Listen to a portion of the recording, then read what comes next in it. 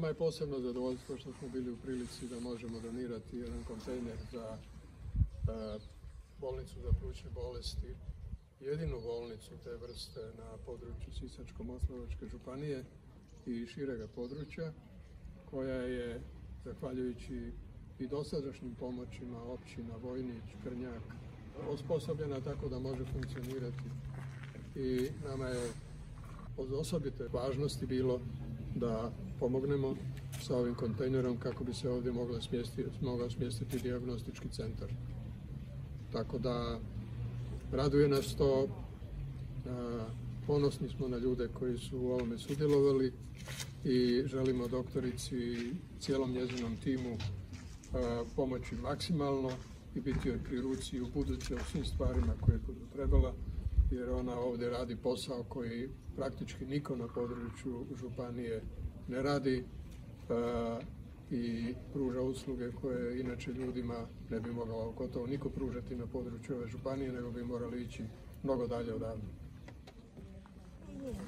Tu smo imali šator na ovom mjestu, pa sam ja, kad sam čula sam se znači sa Sašom, tako da je to stavimo, to sam ostavila, znači tako planirala baš za ovaj kontejner.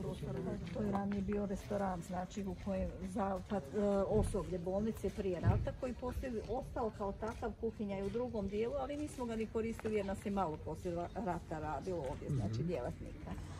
Ima unutra, ima klima za grijanje, znači može se grijati, zimi se može hladiti, tako da ćemo mi to namestiti, naravno, ovo naležaju su mnogo ukosti, druge su tako da konsuliramo. Naime, naslijedili smo zgradu bivše specijalne bolnice za plućne bolesti u Petrinji, gdje smo djelovali sve do sada potresa. Poslije potresa ostali smo bez prostora u kojem ćemo raditi, sve pacijente smo iselili, to ste vjerojatno i vidjeli u onoj akciji koja je bila zastrašujuća u svim tim trenucima, ali uspjeli smo i sve žive premjestiti u bolnice u Zagreb.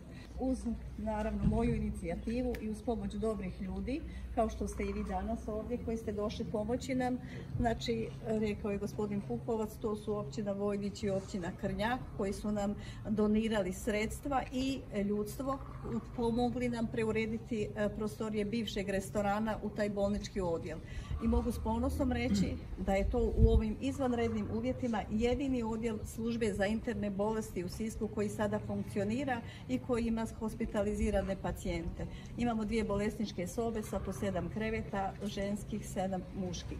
Trenutačno imamo na tom odjelu 9 pacijenata. Vašom donacijom, na koju vam se od srca zahvaljujem, u svoje ime, u ime svojih suradnika, a naravno i pacijenata koji neće dugo čekati, taj rad će se uvelike olakšati zato što ćemo dijagnostiku prebaciti u ovaj kontejner kojeg smo danas dobili. Bez obzira na otežane uvjete rada, mi radimo u 2 smjene, znači od 8 ujutro do 20 sati navečer, radi ambulanta pulmološka. Mi smo do sada za 14 radnih dana pregledali 126 pacijenata koji su kompletno, znači dijagnostički obrađeni sve što treba osim bronkoskopije, jer za sada nemamo uvjeta za tu malo težu i zahtjevniju dijagnostičku pretragu.